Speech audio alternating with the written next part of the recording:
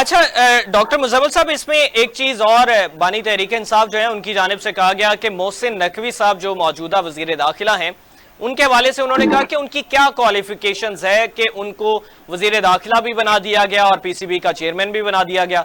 दूसरा, उन्होंने जिक्र किया कि 2008 में ये नैबज़दा रह चुके हैं। जी देखें, बात यह है कि आपके मुल्क में नैबज़दा कौन नहीं है, आपके मुल्क में करप्शन ज़दा कौन नहीं है, आपके मुल्क में किसने मुल्क को नहीं लूटा हुआ और इस वक्त वो इक़्तिदार के ऐवानों में नहीं है। और फिर जहां तक क्रेडिबिलिटी की बात है, आप एक मोहसिन नकवी को लेके क्या कहेंगे। मैं पूछना चाहता हूं कि जिस बंदे को भी जिस सीट पे भी बिठाया गया उसकी उसके हवाले से क्या क्रेडिबिलिटी थी। आपने एक बंदे को वज़ीर दिफा बना दिया, उसने ना कभी जंग लड़ी, ना कभी किसी महाज के ऊपर वो खड़ा हुआ, ना उसे ये पता है कि जनाब कैसे दिफा को चलना है। वो आपका वज़ीर दिफा है, आप खजाने का वजीर। आप समझते हैं वज़ीर दिफा वो होना चाहिए जो जंग लड़के आया हो? नहीं, मैं ये समझता हूं कि उसको दिफा के बारे में इल्म होना चाहिए, उसके पास पूरी मालूमात होनी चाहिए, उसको हालात का कैफियत का इदराक होना चाहिए, उसे दुनिया की कैफियत के बारे में। मैं ये मेरा हमजा साहब, मैं आपसे यही बात कह रहा हूँ। मुजम्मिल साहब, आप ख्वाजा साहब को इस सीट के लिए जो है वो अहल नहीं समझते? ख्वाजा साहब माजी कई सालों से इस मिनिस्ट्री पे बैठ चुके हैं, वो अच्छे खासे इल्मो शनास रखते हैं इस हवाले से। मैं समझता हूं कि ख्वाजा साहब या ख्वाजा साहब से पहले वो केपीके से या किसी भी और इलाके के पीटीआई की तरफ से या उससे पहले पीपल्स पार्टी की तरफ से जो बंदा भी वजीर दिफा बनाया गया, वजीर खजाना बनाया गया, वजीर खारजा बनाया गया, भाईजान वो या तो बिल्कुल नाबलद था या इडहाक बेसिस पे था। बाहर से इंपोर्ट किया गया वजीर खजाना, आप बाहर से इंपोर्ट करते हैं, वो अपने हिसाब से मुल्क चलाता है, IMF की गुलामी में दे के हमें चला जाता है, हम दोबारा एडियां रगड़ते रहते हैं। आप एक बंदे को वजीर तवानाई बनाते हैं, वो अपने हिसाब से मुआहदे करता है, अपनी मर्जी की कंपनियों को लेके आता है, फिर बगैर बिजली बनाए उन कंपनियों को आपको इस साल 2100 अरब आपको देना पड़ा है। तो ये इसमें कोई इंफरादी तौर पे एक शख्स के ऊपर तो तमाम तर इल्जामात हम नहीं थोप सकते। हम इंफरादी तौर पे किसी के ऊपर इल्जाम नहीं थोप सकते, लेकिन हमजा साहब ये बात तयशुदा है कि जो हमारी सियासी क़यादत है जिसने फैसले करने हैं वो सिर्फ ये देख के फैसले करते हैं कि हमने लोगों को एडजस्ट कैसे करना है। हमारी सियासत एडजस्टमेंट की सियासत है, हमारी सियासत प्रोग्रेसिव सियासत नहीं है, हमारी सियासत तरक्की वाली नहीं है। हम तो लोगों को एडजस्ट करते हैं कि भाई किसका सियासी पार्टी में जत्था कितना मजबूत है, उसे हमने कैसे कमूल करना है। डॉक्टर साहब, फिर क्या वजह है कि ऐसे सियासतदानों को अवाम की जो है वो मुस्तकबिल की कुंजी सौंप दी जाती है, इनको थोप दिया जाता है, इन पाकिस्तान के अवाम के ऊपर मुसल्लत कर दिया जाता है? ऐसी क्या जरूरत आती है? वोट वो कहते हैं कि किसी और को पढ़ते हैं, आके इक्तदार में कोई और इल्हाक करके बैठ जाता है, तो ऐसे क्यों इजाजत दी जाती है? अगर मुल्क के साथ इतनी सिंसेरिटी है तो फिर ऐसे सियासतदानों को क्यों लाके बिठा दिया जाता है? देखिए, मैंने ये बात आपसे की है कि ये हमारी सियासत का ओवरऑल अलमिया है।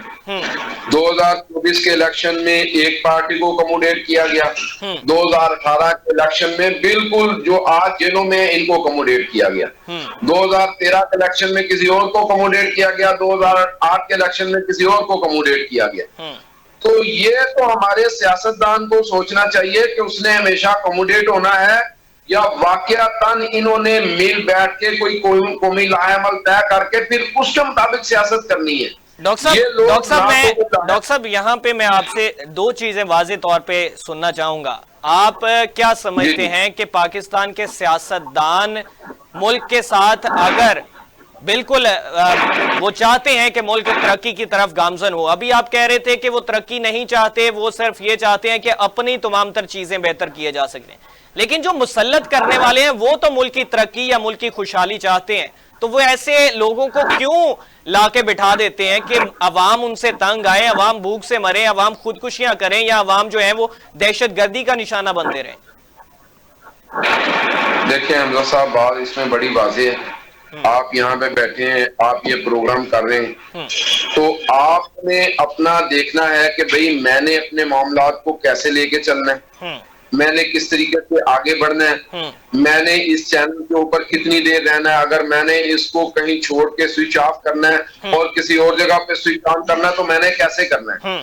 अगर मैं आपसे कहूं कि हमजा साहब आप इस चैनल को छोड़ें और मेरे साथ फलां जगह पे आ जाएं और वहां पे आके बैठ जाएं, तो मेरा ये ख्याल है कि इसमें मेरा कसूर कम है, आपका कसूर ज्यादा है। ये कसूर इस वक्त हमारे पॉलिटिशियन का है कि जो 24 में एक ने उंगली पकड़ा दी, 18 में दूसरे ने उंगली पकड़ा दी, 13 में तीसरे ने उंगली पकड़ा दी, 8 में दूसरे चौथे ने उंगली पकड़ा दी, तो भाईजान ये फिर कसूर किसका हुआ? ये बच्चे ये कहते हैं हमें मुल्क साहब कसूर तो पाकिस्तान के अवाम का है ना कि वो वोट देते हैं, वो मुंतखब करते हैं इन नुमाइंदों को, लेकिन ये नुमाइंदे अपनी ख्वाहिशात के लिए, अपनी ऐशो आराम के लिए दूसरे रास्ते इख्तियार करते हैं और तमाम तर चीजों को। लेकिन बात यह है कि अगर दूसरे लोग भी पाकिस्तान के साथ पाकिस्तान की खुशहाली, पाकिस्तान के अवाम की खुशहाली चाहते हैं, तो वो ऐसे लोगों को क्यों रास्ता देते हैं कि ये लोग आके जो है वो इख्तियार में आके बैठ जाते हैं? देखिए, मैं तो हमजा साहब इसमें एक हतमी बात आपसे करने लगा हूं। हमारा मुल्क जिन हालात से दो चार है, इन हालात में आप एक्सप्लॉइट करना चाहें तो जितना मर्जी मामलात को एक्सप्लॉइट करते चले जाएं, लेकिन अगर आप तामीर करना चाहें तो आपको आग का दरिया अबूर करना पड़ेगा, फिर कहीं जाके मुल्क की तामीर होगी।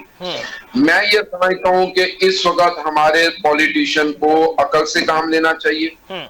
हमारे तमाम स्टेक होल्डर्स जो मुल्क के अंदर हैं उनको भी होश के नाखून लेने चाहिए।